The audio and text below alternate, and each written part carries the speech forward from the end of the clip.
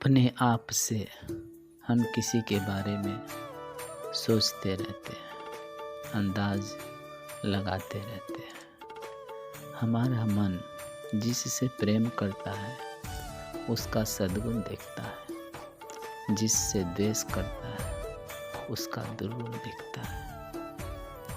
प्रेमी व्यक्ति जिससे हमारा लगाव है, जिसके साथ में आसक्ति है, जिसके साथ में ममता है, वह व्यक्ति गाली भी देता है तो प्यारा लगता है, और जिससे शत्रुता है वह व्यक्ति मिठाई भी देता है तो कड़वा लगता है।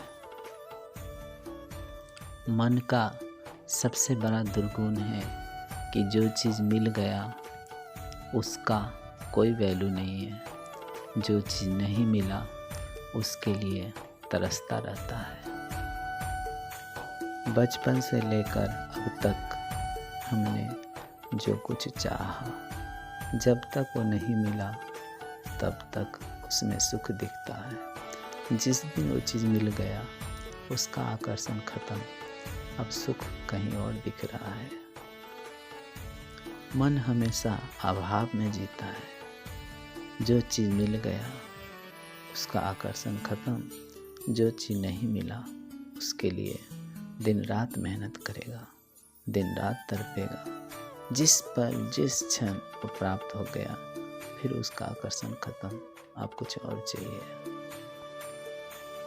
मन को मैं मानकर सुखी होने के लिए रावण जैसा व्यक्ति, जिसका सोने का लंका था, मंदोदरी जैसी आज्ञाकारिणी धर्मपरायण पत्नी, सुशील पत्नी थी, आज्ञाकारी पुत्र था, फिर भी रावण अंत में हताश होकर, निराश होकर संसार से गया। मन तो एक फुरना है, एक विचार है। भगवान राम आवश्यकता के हिसाब से, जो ज़रूरत है उसके अनुसार से, मर्यादा में रह करके जो कुछ किए, इसलिए वह मर्यादा पुरुषोत्तम भगवान होकर पूजे जा रहे हैं। रावण ब्राह्मण का पुत्र है, ऋषि का पुत्र है, पंडित है, और राम जी क्षत्रिय कुल में जन्म लिए हैं। कुल मर्यादा से देखेंगे तो राम जी का छोटा कुल है, रावण का बड़ा कुल है, ऋषि कुल है। लेकिन रावण मन के अनुसार जिया और राम जी आत्मा के अनुसार जिए, इसलिए राम जी भगवान होकर के पूजे जा रहे हैं और रावण की हर साल पुतला जलाई जाती है। इतिहास में ऐसा एक भी व्यक्ति का नाम नहीं आया है जो मन के हिसाब से जिया हो और पूर्ण संतुष्ट होकर संसार से गया हो। लेकिन ऐसे लोगों का नाम बहुत सारा है जो मन को रोक कर, आत्मा को मैं मानकर संसार में जिया, वो भगवान होकर के पूजे जाते हैं। भगवान कृष्ण कहते हैं, प्रजहाति यदा कामान सर्वान पार्थ मनोगतान आत्मने वात्मना तुष्ट स्थित प्रज्ञ तदोच्यते। जो आत्मा से ही आत्मा में संतुष्ट हो गया, मन में स्थित कामनाएं जिसकी अलविदा हो गई, जिसके मन में स्थित जो कामना है उसका त्याग कर दिया, प्रजाति हो गया, वह व्यक्ति स्थित प्रज्ञ है। वही व्यक्ति सबसे ज़्यादा सुखी है, खुश है। कबीरदास जी कहा है, सुखी सुखी हम सब कहे, सुख में जानत नाही, सुख स्वरूप आत्म अमर, जो जाने सुख पाए।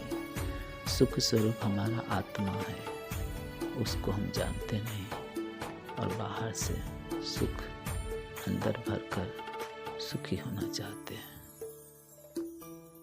एक व्यक्ति सोने का सुई ढूंढ रहा था, तो कुछ लोग उसको हेल्प करने लगे। ढूंढते ढूंढते एक ने पूछा कि भाई कहाँ गिरा था?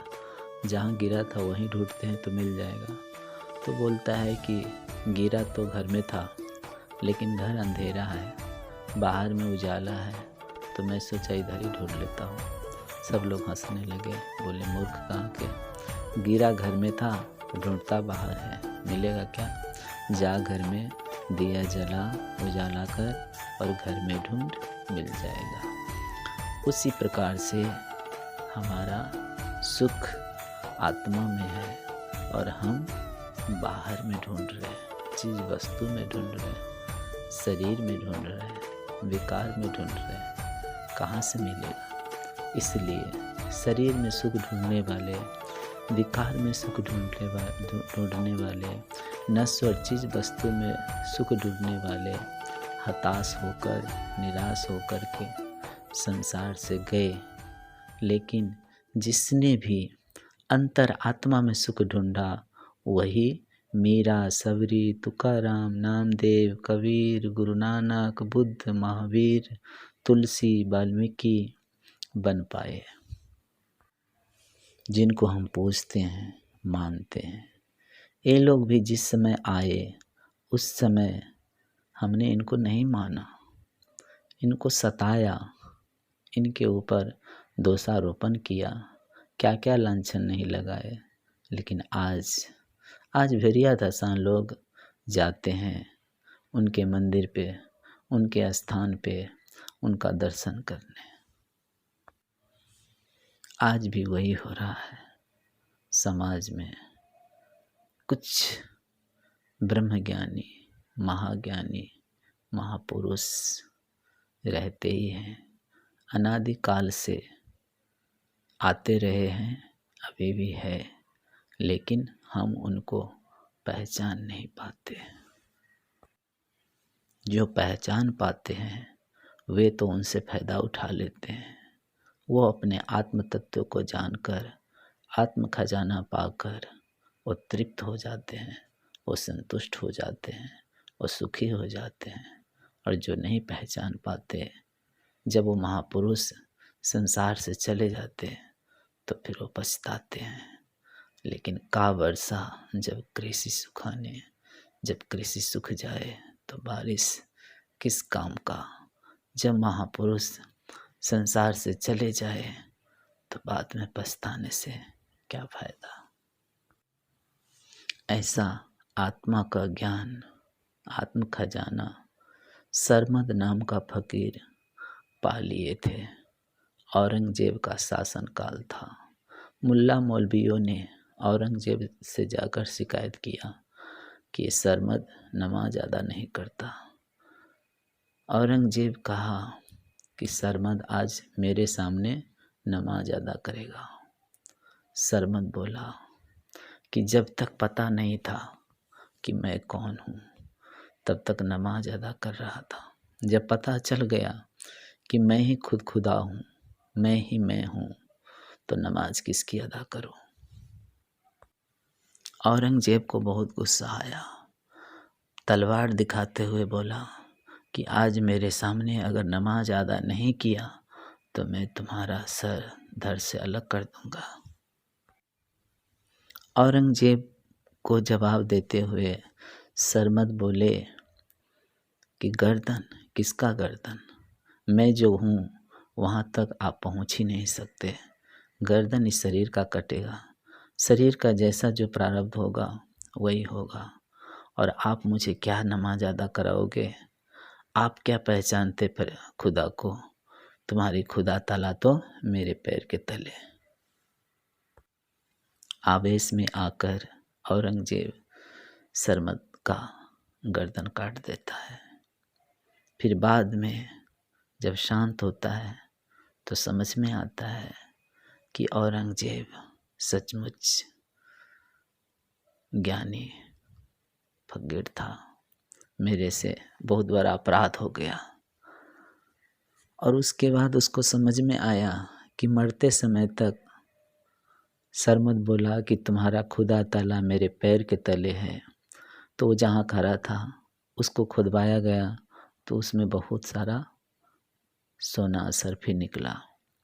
तो औरंगज़ेब बोला, जो सचमुच मैं जब नमाज अदा करता हूँ तो मेरे मन में सोना असरफी ही याद आता है कि हमारे खजाने में सोना असरफी और आ जाए, मैं और सैनिक को प्रशिक्षण दूँ और आस पड़ोस के राज्य को भी जीत कर अपने राज्य में मिला लूँ, ऐसा सोचता हूँ। इसीलिए सरमद बोल कर गया कि तुम्हारा खुदा ताला मेरे पैर के तले है।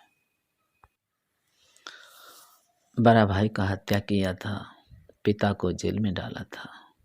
उसने क्या क्या किया सबको पता है, ज़्यादा बोलने की ज़रूरत नहीं है। उदाहरण के लिए, एग्जाम्पल के लिए बताया हूँ। मेरे गुरुदेव वर्तमान में जीना सिखाते हैं।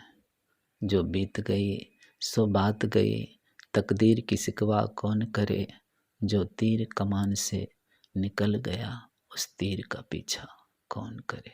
जय राम जी की।